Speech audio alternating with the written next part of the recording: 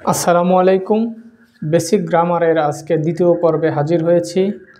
আমরা প্রথম পর্বে পার্ট অফ স্পিচ এবং নাউন এবং প্রোনাউন নিয়ে আলোচনা করেছি। আজকে আমরা আলোচনা করব অ্যাডজেক্টিভ নিয়ে। তো অ্যাডজেক্টিভের বাংলা আমরা সবাই জানি বিশেষণ। তো অ্যাডজেক্টিভ কাকে বলে আমরা প্রথমে জানব। যে ওয়ার্ড দ্বারা কোনো নাউন বা প্রোনাউনের দোষ, গুণ, সংখ্যা, অবস্থা এবং পরিমাণ বোঝাবে তাকে অ্যাডজেক্টিভ বলে।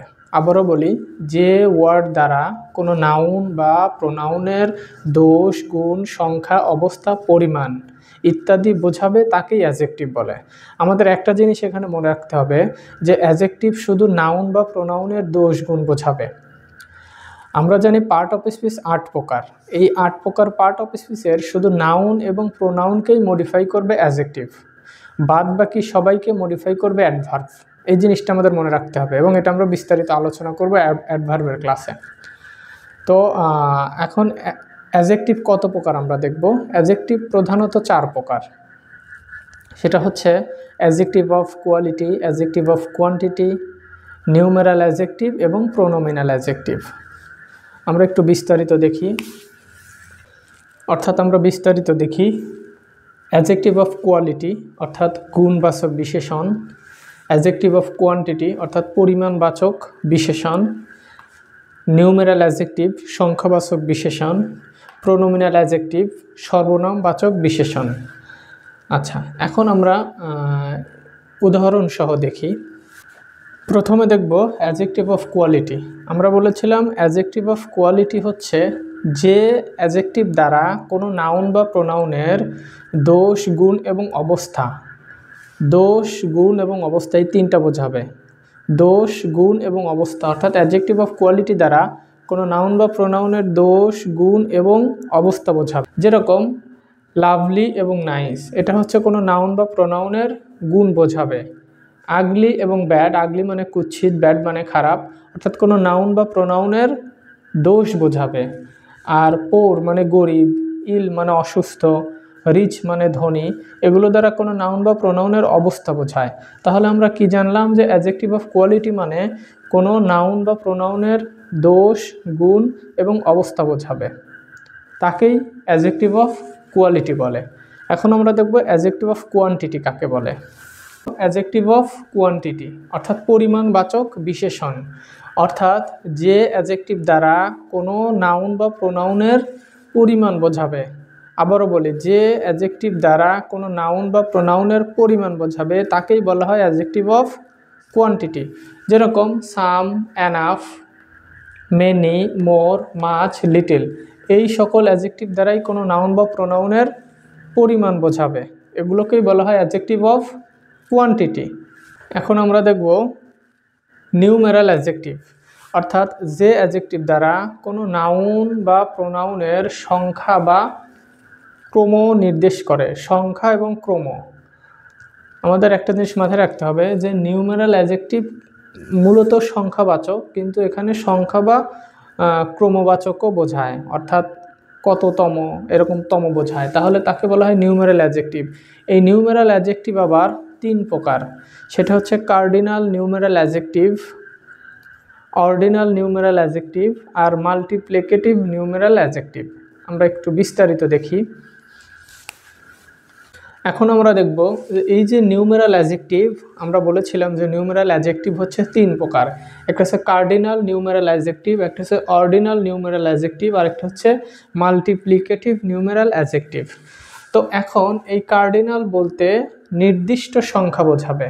আমরা 1, 2, 3, 4 এগুলো দ্বারা কিন্তু নির্দিষ্ট বুঝি, যেরকম 1 টাকা, 2 টাকা, 3 টাকা, এগুলো কিন্তু নির্দিষ্ট বোঝায়। আচ্ছা, এখন অর্ডিনাল নিউমেরাল অ্যাডজেক্টিভ বলতে আমরা বোঝাবো যে পর্যায় বা ক্রম, অর্থাৎ কোনো কিছু কত পর্যায় বা কত তম আছে, অর্থাৎ এখানে তম বা পর্যায় বোঝাবে। যেরকম ফার্স্ট প্রথম, তারপরে সেকেন্ড দ্বিতীয়, থার্ড তৃতীয়, ফোর্থ চতুর্থ, অর্থাৎ এগুলা সবাই ক্রম বা পর্যায় বোঝায় এগুলো দ্বারা। এই জন্য এটাকে বলা হয় অর্ডিনাল নিউমেরাল অ্যাডজেক্টিভ। আরেকটা দেবো মাল্টিপ্লিকেটিভ, অর্থাৎ কত গুণ, কোনো সংখ্যার কত গুণ সেটা বোঝাতে, অর্থাৎ কোনো নাউন বা প্রোনাউন কত গুণ বোঝাবে, তাহলে সেটা মাল্টিপ্লিকেটিভ। যেরকম সিঙ্গেল মানে এক, তারপরে ডাবল মানে হচ্ছে 2 গুণ, ট্রিপল হচ্ছে 3 গুণ, ফোরফোল্ড মানে 4 গুণ। তার মানে এই সবগুলোই কিন্তু অ্যাজেক্টিভ। তাহলে এগুলা অবশ্যই কোনো নাউন বা প্রোনাউনের পূর্বে বসবে, পূর্বে বসে তাকে নির্দিষ্ট সংখ্যা বোঝাবে, ক্রম বা পর্যায় বোঝাবে এবং কত গুণ সেটা বোঝাবে। তাহলে এই তিনটাকেই বলা হয় নিউমেরাল অ্যাডজেক্টিভ। তাহলে আমরা জানলাম নিউমেরাল অ্যাডজেক্টিভ হচ্ছে 3 প্রকার। একটা হচ্ছে কার্ডিনাল নিউমেরাল অ্যাডজেক্টিভ, একটা হচ্ছে অর্ডিনাল নিউমেরাল অ্যাডজেক্টিভ, আর একটা হচ্ছে মাল্টিপ্লিকেটিভ নিউমেরাল অ্যাডজেক্টিভ। আমরা বিস্তারিত দেখলাম। এখন আমরা দেখব 4 নম্বর যে অ্যাডজেক্টিভ, সেটা হচ্ছে প্রোনোমিনাল অ্যাডজেক্টিভ। অর্থাৎ প্রোনোমিনাল অ্যাডজেক্টিভ হচ্ছে সর্বনাম বাচক অ্যাডজেক্টিভ বা বিশেষণ। অর্থাৎ যখন কোনো প্রোনাউন অ্যাডজেক্টিভের মতো আচরণ করবে, অর্থাৎ যখন প্রোনাউন নাউনের পূর্বে বসে সেই নাউনকে বিশেষায়িত করবে, তখন ওই প্রোনাউনটার প্রোনাউন থাকবে না, তখন ওই প্রোনাউনটা হয়ে যাবে অ্যাডজেক্টিভ। এই টাইপের অ্যাডজেক্টিভেই বলা হয় প্রোনোমিনাল অ্যাডজেক্টিভ।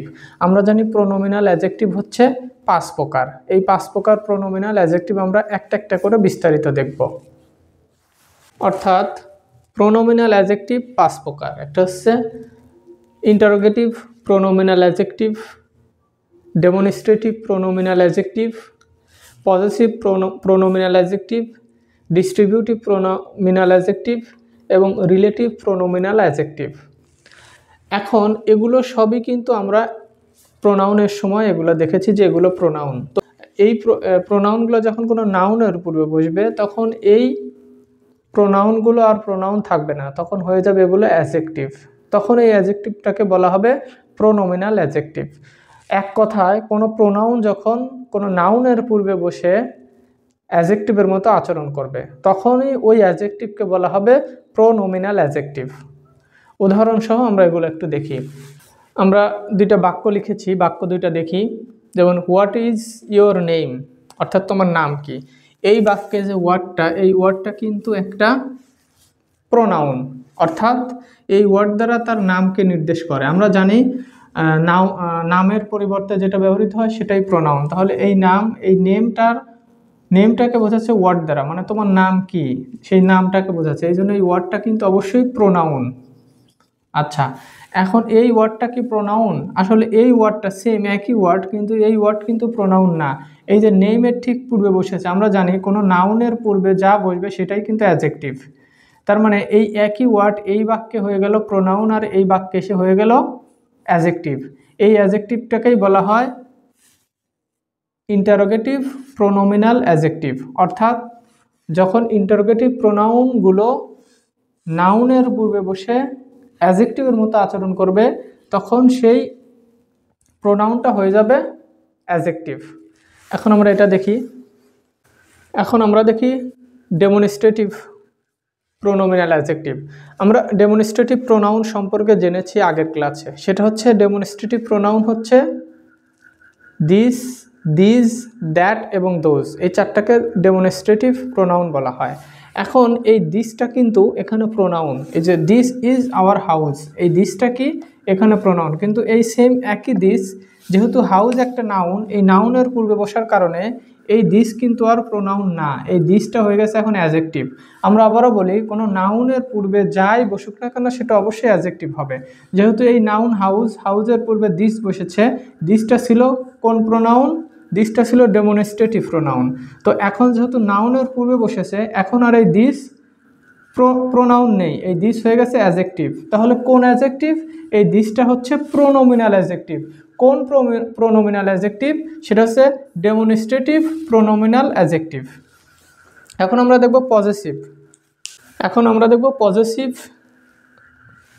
Pronominal adjective. আমরা পজেসিভ পার্সোনাল প্রোনাউনের যে 4টা ফর্ম ছিল আমরা গত ক্লাসে দেখিয়েছি, সেটা হচ্ছে সেখানে ছিল পজেসিভ কোনগুলা? সেগুলো হচ্ছে মাই, আওয়ার, ইয়োর, হার, হিজ, এগুলোকে বলা হয় পজেসিভ প্রোনাউন। তো ওই পজেসিভ প্রোনাউন যখন কোনো নাউনের পূর্বে বসবে, তখন ওই পজেসিভ প্রোনাউনটা হয়ে যাবে পজেসিভ প্রোনোমিনাল অ্যাডজেক্টিভ। যেরকম আমরা যে এই ইয়োরটা কিন্তু এখানে প্রোনাউন। কোন প্রোনাউন? Possessive pronoun. ওকে, এখন এই ইয়োরটা যখন ব্যাগের পূর্বে বসলো, ব্যাগ যেহেতু একটা নাউন, নাউনের পূর্বে ইয়োর বসেছে, ইয়োর কিন্তু প্রাথমিক পর্যায়ে ছিল পজেসিভ প্রোনাউন, কিন্তু ব্যাগের পূর্বে বসার সঙ্গে সঙ্গে এই ইয়োরটা হয়ে গেছে এখন অ্যাজেক্টিভ। কোন অ্যাজেক্টিভ? সেটা হচ্ছে পজেসিভ প্রোনোমিনাল অ্যাজেক্টিভ। এখন আমরা দেখব ডিস্ট্রিবিউটিভ প্রোনোমিনাল অ্যাজেক্টিভ প্রোনাউন। আমরা প্রথমে জানি যে ডিস্ট্রিবিউটিভ প্রোনাউন হচ্ছে ইজ, এভরি, আইদার, নাইদার, কিন্তু এখন এটা কিন্তু ডিস্ট্রিবিউটিভ প্রোনাউন না, এটা হচ্ছে ডিস্ট্রিবিউটিভ প্রোনোমিনাল অ্যাজেক্টিভ। অর্থাৎ ডিস্ট্রিবিউটিভ প্রোনাউনগুলো যখন কোনো নাউনের পূর্বে বসবে তখন সেই ডিস্ট্রিবিউটিভ প্রোনাউন হয়ে যাবে অ্যাজেক্টিভ। কোন অ্যাজেক্টিভ? সেটা হচ্ছে ডিস্ট্রিবিউটিভ প্রোনোমিনাল অ্যাজেক্টিভ। যেরকম ইজ এখানে কিন্তু pronoun, is of the boys goes to school, কিন্তু এই ইজ বয়, এই বয়ের পূর্বে যখন ইজ চলে আসলো তখন এই বয় যেহেতু নাউন, এই নাউনের পূর্বে এসেছে, এই জন্য এটাকে বলা হবে এখন অ্যাজেক্টিভ। এখন আমরা দেখব রিলেটিভ। প্রথমে আমরা জানি রিলেটিভ প্রোনাউন কি। আমরা রিলেটিভ প্রোনাউন গত ক্লাসে দেখিয়েছি। রিলেটিভ প্রোনাউন হচ্ছে যে প্রোনাউন কোনো দুটি বাক্যের মাঝে বসে দুটা বাক্যের মধ্যে রিলেশন তৈরি করবে এবং একই সঙ্গে সংযোগ ঘটাবে, তাকেই বলা হয় রিলেটিভ প্রোনাউন। যেরকম হু, হুম, দ্যাট, হুইচ, হুজ, এগুলো। তো এই যে দ্যাট, এই দ্যাট কিন্তু এখানে রিলেটিভ প্রোনাউন। যেরকম এখানে একটি বাক্য এবং এখানে একটি বাক্য, এই বাক্যটাকে দুটো বাক্যর সঙ্গে কি রিলেশন তৈরি করেছে, এবং এই যে এই বুকটাকে কিন্তু মডিফাই করছে। অর্থাৎ কি, I wanted the book that you give me, ওই বইটা মানে কি আই ওয়ান্টেড দ্য বুক, আমি ওই বইটি চেয়েছিলাম, দ্যাট ইউ গেভ মি, যেটা তুমি আমাকে দিয়েছিলে। তার মানে এই দ্যাট দ্বারা যেটা বলতে ওই বইকে বোঝাচ্ছে, তার মানে এটা প্রোনাউন। কিন্তু এখন এই দ্যাট কিন্তু এই বইয়ের একটা কি, যেরকম you gave me that book, তুমি আমাকে ওই বইটি দিয়েছিলে, অর্থাৎ এই দ্যাটটা কিন্তু এখন বুকের সামনে বসেছে, এই জন্য এই দ্যাটটা কিন্তু এখন আর প্রোনাউন না, এই দ্যাটটা হয়ে গেছে এখন অ্যাজেক্টিভ। এটাকে বলা হয় রিলেটিভ প্রোনোমিনাল অ্যাজেক্টিভ। আমরা প্রধান অ্যাজেক্টিভ ছাড়াও আরও কিছু অ্যাজেক্টিভ আছে, অপ্রধান অ্যাজেক্টিভ, সেগুলো আমরা দেখব। এগুলো অ্যাডমিশনের জন্য খুবই গুরুত্বপূর্ণ। যেরকম প্রপার অ্যাজেক্টিভ, নাউন অ্যাজেক্টিভ এবং কম্পাউন্ড অ্যাজেক্টিভ।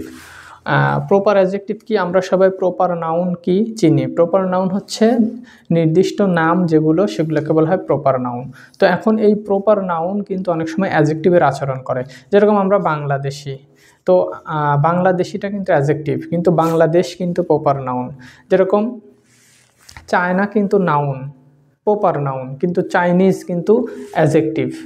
ইন্ডিয়া কিন্তু একটা নাম, কিন্তু ইন্ডিয়ান মানুষকে বলা হয়, যারা ইন্ডিয়ায় বসবাস করে তাদেরকে বলা হয় ইন্ডিয়ান, যারা চায়নায় বসবাস করে তাদেরকে বলা হয় চাইনিজ।